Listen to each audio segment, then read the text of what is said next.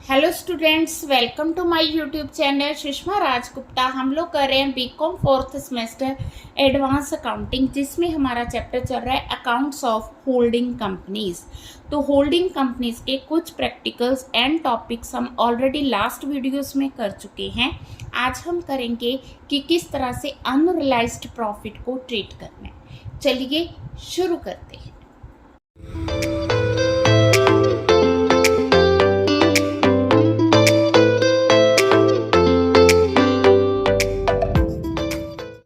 हाँ जी, सबसे पहले अनरियलाइज्ड प्रॉफिट होता क्या? जब कोई सब्सिडरी कंपनी होल्डिंग कंपनी को या होल्डिंग कंपनी सब्सिडरी कंपनी को कुछ गुड्स प्रॉफिट पे सेल कर रही है, ठीक है जी, गुड्स सेल कर रही है, म्यूचुअल सेल है और वो प्रॉफिट पे सेल कर रही है, ठीक है। अब वो जो गुड्स उन्होंने एक दूसरे को सेल किए हैं वो अभी अनसोल्ड है, सेल नहीं हुई, मीन्स आउटसाइडर को सेल नहीं हुई, ठीक है। अकाउंटिंग ईयर क्लोज होने जा रहा है, गुड्स अभी उनके पास स्टॉक में पड़ी हैं। अब क्योंकि एक कंपनी ने दूसरी कंपनी को गुड्स प्रॉफिट पे सेल किए हैं, गुड्स अभी वहीं पे पड़ी हैं, ठीक है। मान लो 20,000 की गुड्स 25,000 में सेल की है, तो उस केस में क्या होगा, वो गुड्स अभी एस लिमिटेड के पास पड़ी हैं। तो जब एच लिमिटेड एस लिमिटेड के अकाउंट्स को कंसोलिडेट करेगी तो वो चीज़ जो इसके लिए 20,000 का है, इसके लिए 25,000 है, वो उसको 20,000 पे लेगी या 25,000 पे लेगी, तो वो उन गुड्स को 20,000 पे ही लेगी। तो किस तरह से हमने उसको ट्रीट करना है, वो जो 5,000 का प्रॉफिट है ना इन गुड्स में इंक्लूड किया हुआ है, उस 5,000 के प्रॉफिट को हम लोग क्या करेंगे, एक तो सरप्लस अकाउंट में से माइनस करेंगे, ठीक है। दूसरा हम इसको स्टॉक में से माइनस करेंगे। पॉइंट समझ के, अगर एक कंपनी दूसरी कंपनी को गुड्स प्रॉफिट पे सेल करती हैं, अगर तो उसने आगे सेल कर दी, ठीक है। अगर वो अनसोल्ड पड़ी हैं तो उस केस में जब कंसोलिडेटेड बैलेंस शीट तैयार करनी है तो वो चीज़ जो इसके लिए 20,000 की है, इसके लिए 25,000 की है, वो जो 5,000 का मार्जिन है वो हम क्या करेंगे, माइनस करेंगे। उसे अनरियलाइज्ड प्रॉफिट कहा गया है। अनरियलाइज्ड क्यों कहा गया है? क्योंकि वो गुड्स अभी आउटसाइडर को सेल नहीं हुई है। हाँ जी, हम लोग कर रहे हैं एग्जाम्पल जिसमें इंटरकंपनी ओइंग्स भी दिया है और स्टॉक रिजर्व का पॉइंट दिया हुआ है। ये दिया एच लिमिटेड की कैपिटल, एस लिमिटेड की कैपिटल, जनरल रिजर्व दे दिए, सरप्लस हो गया, क्रेडिटर्स हो गए, देन हमारे पास फिक्स्ड एसेट, टेंजिबल एसेट्स हो गए, ये इन्वेस्टमेंट है, 80% शेयर्स है होल्डिंग के पास सब्सिडरी के, ये स्टॉक डेटर और कैश हो गया। अब जो एस लिमिटेड का सरप्लस है, हम लोग अकाउंट्स क्लोज कर रहे हैं 31 मार्च 2020 को, ठीक है जी। अब जो सरप्लस अकाउंट है एस लिमिटेड का, ठीक है, वो मतलब कि स्टूडेंट वो शुरू में कितना था, 30,000 का था, ठीक है। तो वेयर एज जनरल रिजर्व जो है वो शुरू से ही उतने हैं, यानी कि जो जनरल रिजर्व्स हैं वो 80,000 के सारे कैपिटल प्रॉफिट है, और जो सरप्लस है 30,000 का कैपिटल हो गया, 30,000 का रेवेन्यू हो गया, ठीक है।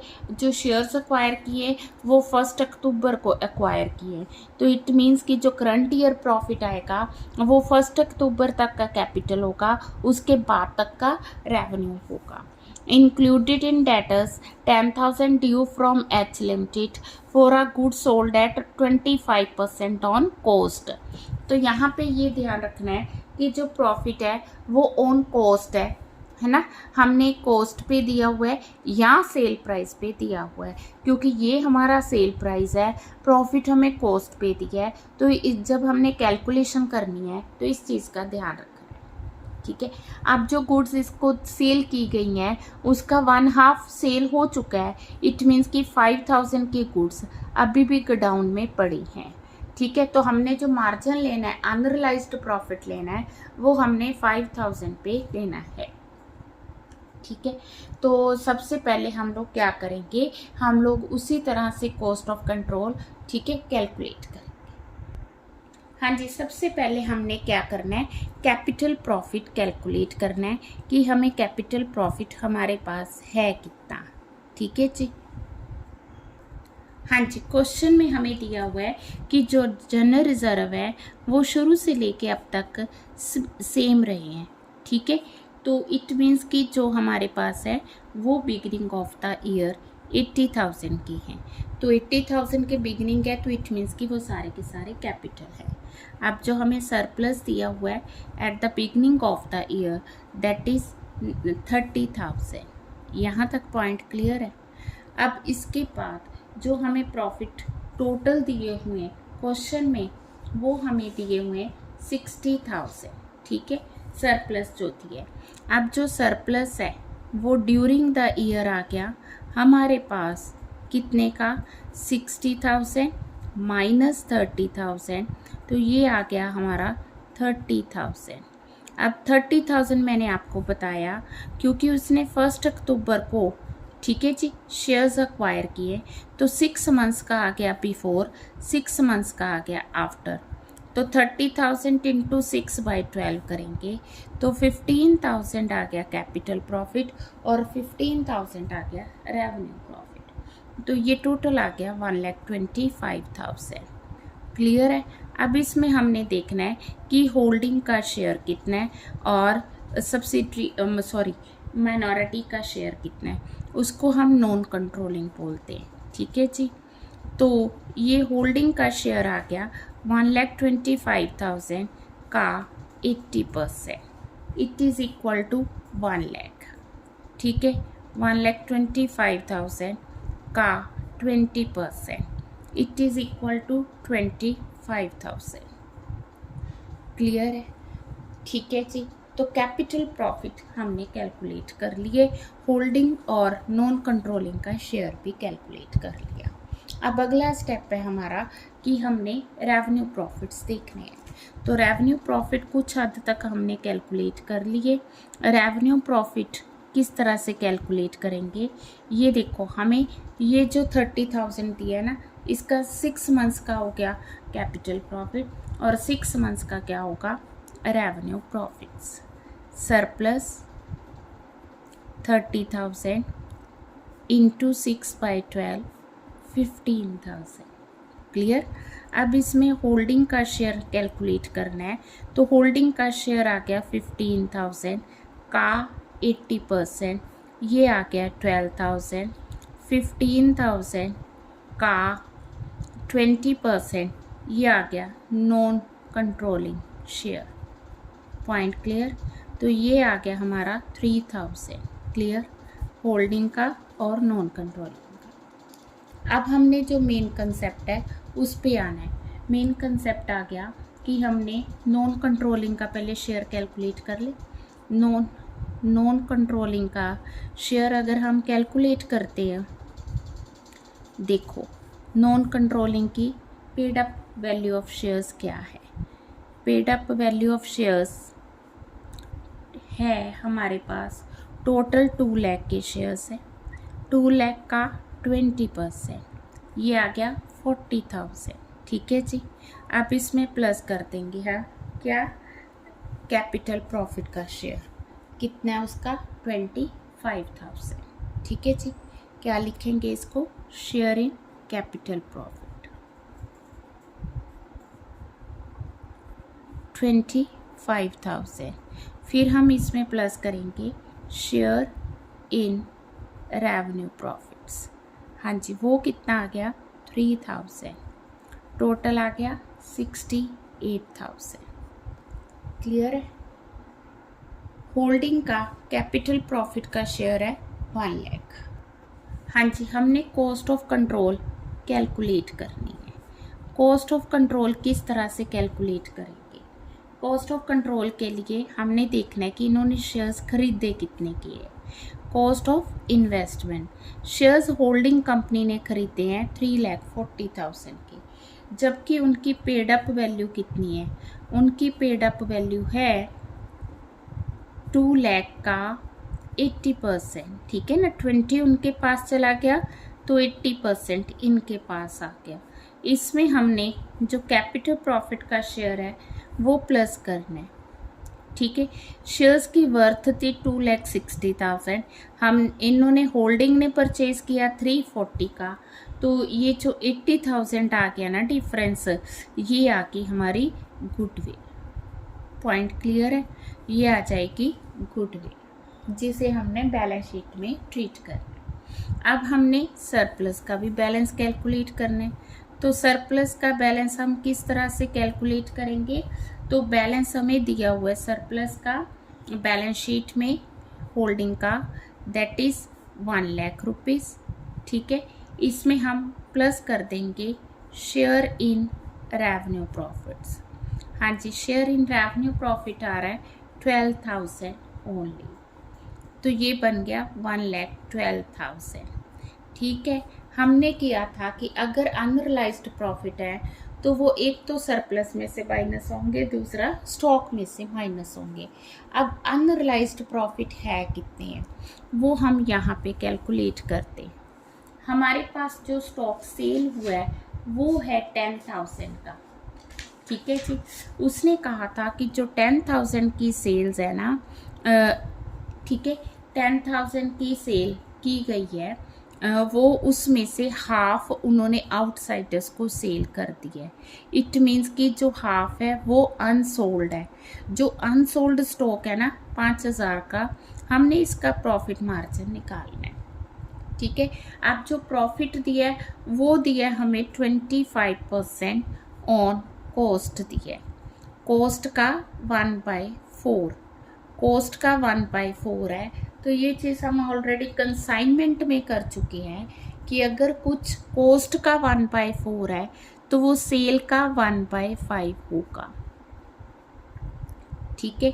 अगर कॉस्ट का 1/4 है तो सेल्स का 1/5 होगा। इस तरह से करना, इस तरह कर लो, नहीं तो let cost 100, profit 25, sale price 125, ठीक है। तो हम 25/125 करेंगे तो भी 1/5 आएगा, ठीक है। किसी तरह से भी आप कर सकते हो। तो हम लोग क्या करेंगे, 5,000 का 1/5 प्रॉफिट आ गया 1,000। ये जो प्रॉफिट है ये अनरियलाइज्ड प्रॉफिट है। अनरियलाइज्ड प्रॉफिट को हमने सरप्लस में से माइनस करना है, तो सरप्लस अकाउंट आ गया हमारा 1,11,000। पॉइंट समझ के? तो ये पॉइंट, एक नया पॉइंट आया इस क्वेश्चन में, ठीक है। बाकी इंटर कंपनी ओइंग्स आई है।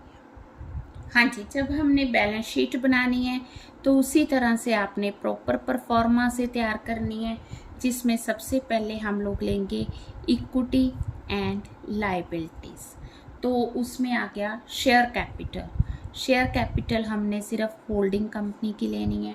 होल्डिंग कंपनी की शेयर कैपिटल हमें दी हुई है, दैट इज़ 6 लाख रुपीज़, ठीक है। देन सेकंड टॉपिक आ जाता है हमारा point reserves and surplus.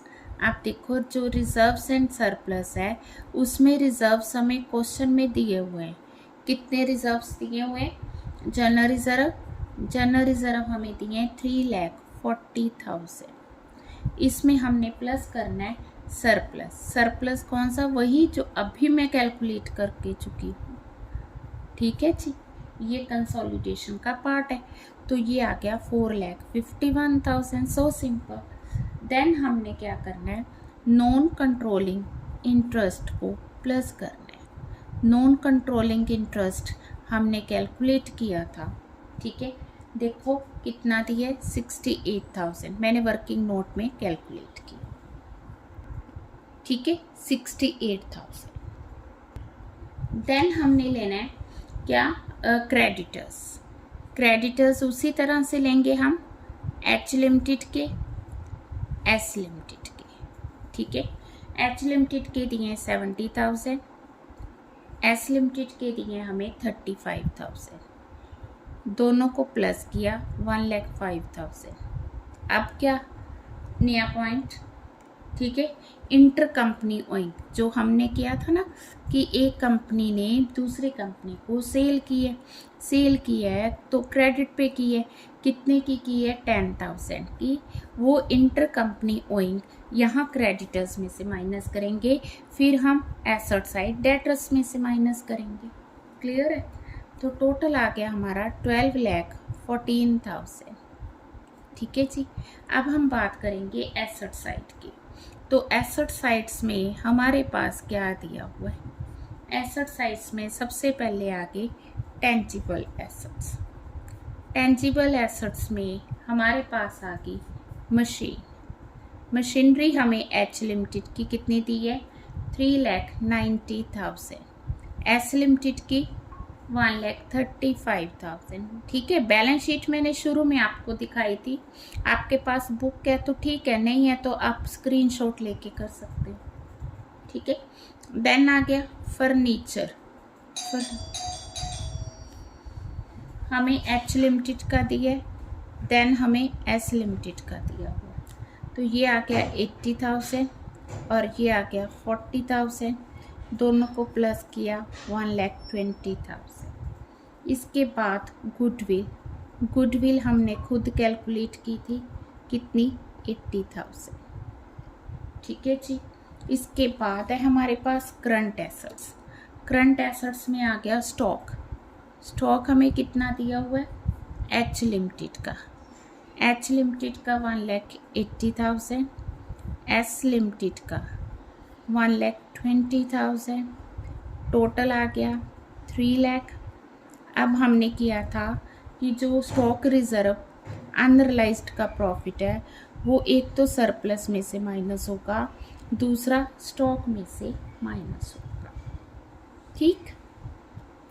Debtors आगे, डेटर्स हमारे पास एच लिमिटेड के और एस लिमिटेड के, ये आगे 50,000, देन आगे 30,000, 80,000।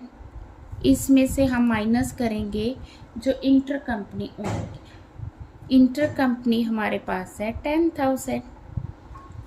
पॉइंट समझ के? क्लियर है? देन आ गया कैश। देखो कैश दोनों का मिला के, एच लिमिटेड का 70,000, एस लिमिटेड का 50,000, प्लस किया 1,20,000। अब इनको प्लस करोगे तो ये आ गया 12,14,000। ठीक है जी। Both sides are equal. तो इस तरह से हमने स्टॉक रिजर्व और उसको ट्रीट करना है इंटर कंपनी ओनर। हाँ जी। नेक्स्ट हमारी एग्जांपल है जिसमें हमें कंटीजेंट लायबिलिटीज दी होंगी, तो हम उसको कैसे ट्रीट करेंगे। सबसे पहले कॉन्टीजेंट लायबिलिटी होती क्या है? कॉन्टीजेंट लायबिलिटी वो लायबिलिटी है जो अराइज हो भी सकती है और नहीं भी हो सकती, उसे हम कॉन्टीजेंट लायबिलिटी कहते हैं। ठीक है। तो वो जो उसका लायबिलिटी का अराइज होना, it depends upon the occurrence of future event. ठीक है, जो कि सर्टेन नहीं है। तो कहने का मतलब ये है कि कॉन्टीजेंट लायबिलिटी वो लायबिलिटी है जो किसी फ्यूचर इवेंट पे डिपेंड करती है। तो इसमें मैं एग्जांपल आपको दे सकती हूँ कि जैसे किसी कंपनी के लेबर ने, ठीक है, किसी पेंशन के लिए केस किया हुआ है कंपनी पे, अगर कंपनी जीत जाती है तो वो कॉन्टीजेंट एसेट है, अगर वो हार जाती है तो कंटीजेंट लायबिलिटी है। मींस कॉन्टीजेंट लायबिलिटी कब अराइज हुई? जब वो केस हार गई, तो उसे कॉन्टीजेंट कहते हैं। ठीक है। लायबिलिटी बिल डिस्काउंटेड पे हो सकती है, on called partly paid shares पे हो सकती है। ठीक है। Arrears of dividend on cumulative preference shares हो सकते हैं, या कोई भी क्लेम जिसे अभी तक हमने क्लेम डेट जो एक्नॉलेज नहीं किया, या किसी को हमने गारंटी दी है, उस पर्सन ने पेमेंट नहीं की, देन हमें पेमेंट करनी पड़ सकती है, तो ये कॉन्टीजेंट लायबिलिटी है। जब हमने कंसोलिडेटेड बैलेंस शीट तैयार करनी है तो ये डिपेंड करता है कि जो कॉन्टीजेंट लायबिलिटी है वो टुवर्ड्स आउटसाइडर है या इंटरनल है। इंटरनल का मतलब होल्डिंग और सब्सिडरी के बिटवीन है। अगर तो एक्सटर्नल है तो इसे जस्ट फुट नोट शो करेंगे। अगर ये इंटरनल है तो इसे एलिमिनेट किया जाएगा।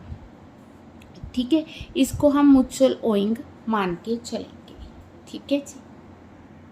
अब हमें क्वेश्चन दिया हुआ है जिसमें हमें inter company owings, unrealised profit, contingent liability को ट्रीट करना है। ये हमें इक्विटी शेयर्स दिए हुए, जनरल रिजर्व्स दिए, सरप्लस का बैलेंस दिया हुआ। हाँ जी, इसके अलावा क्रेडिटर्स हो गए, बिल पेबल हो गए, ओवरड्राफ्ट हो गया। ठीक है जी। देन फिक्स्ड एसेट्स आ गए। देन इन्वेस्टमेंट किसकी है? जो हमने होल्डिंग ने सब्सिडरी में शेयर्स सब्सक्राइब किए। तो सब्सिडरी के टोटल नंबर ऑफ शेयर्स है कितने हैं? 5000। तो 5000 में से कितने शेयर्स होल्डिंग के पास है? 50,000 शेयर्स हैं, तो जिसमें से 30,000 जो है वो किसके पास है? होल्डिंग के पास है। ठीक है। देन हमें स्टॉक दिए, डेटर्स दिए और कैश दिए। 30,000 शेयर्स जो एच लिमिटेड ने अक्वायर किए 1 अक्टूबर को अक्वायर किए। ठीक है। तो 6 मंथ्स का, जैसे हमने एक लास्ट क्वेश्चन में भी किया था, तो 6 मंथ आ गया प्रायर और 6 मंथ आ गया पोस्ट एक्विजिशन। प्रायर वाला कैपिटल प्रॉफिट आ गया, पोस्ट वाला रेवेन्यू आ गया। देन हमें BR दिया, म्यूचुअल कंपनी ओइंग्स दी हुई हैं 1,20,000। देन डेटर्स में 60,000, ये भी म्यूचुअल कंपनी ओइंग्स आ गई। तो ठीक है, स्टॉक हमें दिया है 30,000 का। ठीक है। और ये जो स्टॉक हमें दिया हुआ है इस पे 25% प्रॉफिट चार्ज की है। Contingent liability of S limited दी हुई। ठीक है, म्यूचुअल नहीं है, एस लिमिटेड की दी हुई। ठीक है। तो उसी तरह से सबसे पहले हम लोग क्या करेंगे? ठीक है, हमने cost of control, capital profit calculate करने।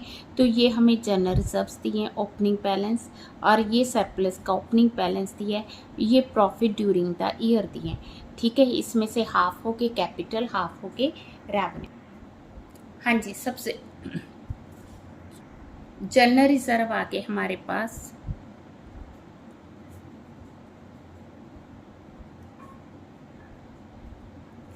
1 लाख। ठीक है। इसी तरह से सरप्लस है 2 लाख रुपीस का। ठीक है। देन जो सरप्लस हमें ड्यूरिंग द ईयर दिया है। ठीक है। प्रॉफिट ड्यूरिंग 1920 कितना दिया है? 2,50,000। ठीक है। इसका 6 मंथ्स का आ गया प्रायर, वो कैपिटल आ गया। 6 मंथ्स का आ गया रेवेन्यू प्रॉफिट 4,25,000। ठीक है। अब इसमें हम लोग क्या करेंगे? होल्डिंग का शेयर कितना है? होल्डिंग का शेयर आ जाएगा 4,25,000 का 30,000 बाय 50,000। ठीक है जी, 3/5 आ गया। तो ये आ गया 2,55,000। इसी तरह से नॉन कंट्रोलिंग का शेयर देखेंगे तो नॉन कंट्रोलिंग में हमारे पास जो शेयर आएगा वो है 4,25,000 का 20,000 upon 50,000, 2/5, it is equal to 1,70,000। ठीक है। अब हम बात करेंगे किसकी? हम लोग रेवेन्यू प्रॉफिट्स की बात करेंगे। तो रेवेन्यू प्रॉफिट्स हमारे पास आएंगे, देखो कितने हैं? 1,250 का 6/12। ठीक है। तो ये आ गया 2,50,000 का 6/12, 1,25,000। ठीक है। अब इसमें हमने, ठीक है, जनरल रिजर्व तो सारे कैपिटल में आ गए, तो सरप्लस इतना आ गया। अब इसमें हमने होल्डिंग का शेयर लेना है। होल्डिंग का शेयर आ गया हमारे पास 1,25,000 into 3/5, it is equal to 75,000। ठीक है। 1,25,000 into 2/5, it is equal to 50,000। Clear जी। देन आ गया हमारे पास कि हमने कॉस्ट ऑफ कंट्रोल कैलकुलेट करना है। तो कॉस्ट ऑफ कंट्रोल हम किस तरह से कैलकुलेट करेंगे? कॉस्ट ऑफ कंट्रोल का आ गया कॉस्ट ऑफ इन्वेस्टमेंट, कि हमने शेयर्स खरीदे कितने के हैं? कितने के खरीदे हैं? 6,50,000 के। अब इनकी पेड अप वैल्यू कितनी है? Paid up value of shares आ गई कितनी आई 30,000 की 30,000 into 10 3 lakh rupees plus capital profit में इसका हिस्सा कितना आ गया, कैपिटल प्रॉफिट में हिस्सा आ गया 2,55,000, टोटल आ गया 5,55,000। अब हमने पे करने थे इतने, हम पे कर रहे हैं ज़्यादा, जो ज़्यादा अमाउंट हम पे कर रहे हैं that is because of goodwill. ठीक है जी। एक हम कैलकुलेट करते होते हैं नॉन कंट्रोलिंग का शेयर, तो जो नॉन कंट्रोलिंग है उसका शेयर कितना आएगा। नॉन कंट्रोलिंग का शेयर कैलकुलेट करने के लिए हमें 3 चीज़ें चाहिए। एक तो उसकी पेड अप कैपिटल, उसकी पेड अप कैपिटल आ गई 2 लाख रुपीज़, ठीक है। दूसरा हमें चाहिए उसका कैपिटल प्रॉफिट्स का शेयर, तो उसका कैपिटल प्रॉफिट का शेयर आ गया ये 1,70,000। तीसरा हमें चाहिए उसका रेवेन्यू प्रॉफिट का शेयर, तो रेवेन्यू प्रॉफिट का शेयर आ गया 50,000, टोटल आ गया जी इसका 4,20,000। ये आ गया नॉन कंट्रोलिंग इंटरेस्ट। ठीक है, अब एक और पॉइंट रह गया। हाँ जी, पहले तो हम लेंगे सरप्लस का हमें बैलेंस कितना दिया हुआ है। ओपनिंग बैलेंस हमें दिया हुआ है 4 लाख रुपीज़, ठीक है। प्रॉफिट ड्यूरिंग द ईयर वो भी हमें दिया हुआ है कितना 5 लाख, ये हम होल्डिंग का ले रहे हैं, ठीक है। प्लस होल्डिंग का शेयर इन रेवेन्यू प्रॉफिट्स कितना है 75,000 हमने कैलकुलेट किया, टोटल आ गया 9,75,000। अब इंटर कंपनी ओइंग है, तो अगर म्यूचुअल ट्रांजैक्शन हुई है एट अ प्रॉफिट हुई है, तो वो जो अनरियलाइज्ड प्रॉफिट है जिसको हम स्टॉक रिजर्व भी कहते हैं वो हमें कैलकुलेट करना। हाँ जी, यहाँ पे लिखा हुआ है कि stock of H limited includes goods 30,000 purchased from S limited, ठीक है, जिसने कि प्रॉफिट पे चार्ज की है। प्रॉफिट कितना लिया, कॉस्ट का 25%। हाँ जी, हमने पहले भी किया ये पॉइंट। जैसे 30,000 की गुड्स हैं, कॉस्ट का 25%, ठीक है। If cost is 100, profit is 25, sale price 125, तो सेल पे लेना है तो 25/25 आएगा। अगर कॉस्ट पे लेना है तो 25/100 आएगा, ठीक है। दूसरा मेथड मैंने बताया कॉस्ट का 1/4, सेल का 1/5, तो ये 1/5 ही आ गया। 6,000 माइनस आ गया 9,69,000 आ गया, ठीक है जी। तो इस तरह से हमने क्या करना है, सरप्लस का बैलेंस कैलकुलेट करना। हाँ जी, अब हम क्या करेंगे, कंसोलिडेटेड बैलेंस शीट तैयार करेंगे। तो कंसोलिडेटेड बैलेंस शीट में सबसे पहले, ठीक है, जैसे कि मैं रोज़ बताती हूँ आपको, इक्विटी एंड लायबिलिटी यहाँ पे आएगा। इक्विटी एंड लायबिलिटीज़ के अंडर आएगा shareholder fund. Shareholder funds में सबसे पहले आएगी share capital, that is given in the question 20 lakh rupees. Then आ जाएगा हमारा reserves and surplus. Reserves and surplus में, हाँ जी, रिजर्व्स हमें दिए हुए हैं 3 लाख रुपीज़। सरप्लस हमने अभी कैलकुलेट किया, दैट इज़ 9,69,000 रुपीज़, तो टोटल आ गया 12,69,000 रुपीज़। देन हमने इसमें प्लस करना है नॉन कंट्रोलिंग इंटरेस्ट, जो अभी हमने कैलकुलेट किया था 4,20,000, इसके बाद आएंगे करंट लायबिलिटीज। ठीक है, तो करंट लायबिलिटीज में सबसे पहले आएगा हमारे पास क्या, ट्रेड पेबल्स। ट्रेड पेबल्स हैं creditors, H limited, S limited, 3 lakh, 3 lakh, total आ गया 6 लाख।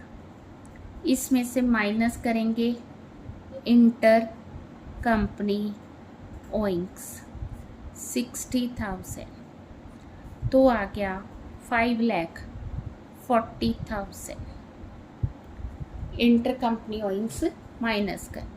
ठीक है, इसी तरह से बिल पेबल। हाँ जी, बिल पेबल हमें दिए हुए हैं 1,50,000। ठीक है, इसमें से हम लोग माइनस करेंगे इंटर कंपनी ओइंग जो हमें क्वेश्चन में दी हुई है, दैट इज 30, जो उसने गुड्स परचेज की है ना। ठीक है, तो ये आ गया 1,20,000। ठीक है, हाँ जी, देखो बिल्स इंक्लूड 1,20,000 और डेटर्स इंक्लूड 60,000। 60,000 हमने पहले ट्रीट किया, अब यहाँ पे हमने 120 को ट्रीट करना है और यहाँ आ जाएगा 30,000। ठीक है जी, टोटल आ गया 5,70,000 और ग्रोस टोटल आ गया 44,59,000। क्लियर है। अब हम लेंगे एसेट साइड, तो एसेट्स में हमारे पास टेंजिबल एसेट्स आएंगे। ठीक है, फिक्स्ड एसेट्स आएंगे शुरू में, तो उसके अंडर आएंगे टेंजिबल एसेट्स। तो टेंजिबल एसेट्स हमें दिए हुए हैं 6 लाख, 20 लाख। ठीक है जी, land and building 6 lakh, plant and machine 20 lakh, then furniture holding का अलग से दिया 90,000, सब्सिडरी का 1 लाख, टोटल आ गया 1,90,000, 27,90,000। क्लियर है। देन हमारे पास है इंटेंजिबल एसेट्स। ये कहाँ से आए, जैसे हम बाकी क्वेश्चंस में भी किया है, जो गुडविल आई थी कॉस्ट ऑफ कंट्रोल से 95,000। फिर हम लेंगे करंट एसेट्स। करंट एसेट्स में हमारे पास शुरू में आ गई इन्वेंट्री। इन्वेंट्री हमें दी है एच लिमिटेड की 4 लाख, एस लिमिटेड की 7,50,000, 11,50,000। इसमें से माइनस करेंगे वो जो हमने स्टॉक रिजर्व कैलकुलेट किया था 6,000, 11,44,000। इसी तरह से ट्रेड रिसीवेबल्स आएंगे। एच लिमिटेड के दिए हमें 1 लाख,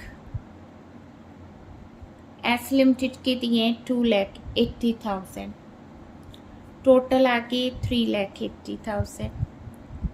इसमें से माइनस करेंगे inter company owing. Inter company आ गई 60,000, 3,20,000। देन आगे ट्रेड रिसीवेबल्स में बी आर हमें सिर्फ 2 लाख रुपीज़ दिया है। इसमें से हमने फिर इंटर कंपनी ओइंग माइनस करना है 120, तो ये आ गया हमारा 80,000। दोनों को प्लस किया 4 लाख आ गया। ठीक, then cash and cash equivalent. अब तक तो कंसेप्ट क्लियर होने चाहिए आपको। ठीक है, 10,000 एच लिमिटेड का, 20,000 एस लिमिटेड का, टोटल हो गया 30,000। सबको प्लस किया तो ये आ जाएगा हमारा 44,59,000। ठीक है, तो होल्डिंग टफ नहीं है, लेंथी प्रोसीजर है, ये जो मैंने बैलेंस शीट इकट्ठी बना दी है, यहाँ पे ये एडजस्टमेंट्स की हैं। आप इनके अलग स्केजुअल्स बना के भी कर सकते हो। ठीक है जी, तो आज हमने 2 कंसेप्ट किए। वीडियो अच्छी लगी वीडियो को लाइक करें, चैनल को अभी तक नहीं सब्सक्राइब किया तो ज़रूर सब्सक्राइब करें और ज़्यादा से ज़्यादा शेयर करें। हमेशा